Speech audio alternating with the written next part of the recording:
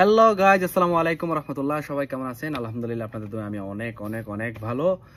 তো সবার ঈদ কেমন কাটতেছে অবশ্যই কমেন্ট বক্সে জানাবেন।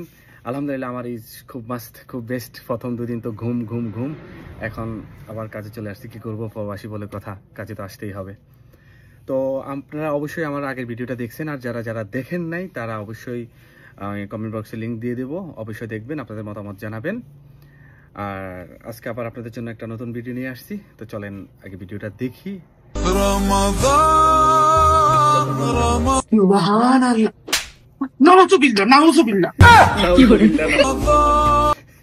ফরজগার মানুষ সে, খুব ফরজগার মানুষ। রমজান মাসে মহিলাকে দেখে সে নাউজুবিল্লাহ পড়তেছে বারবার। দেখি আগে দেখি কি করা কি হয়। আচ্ছা,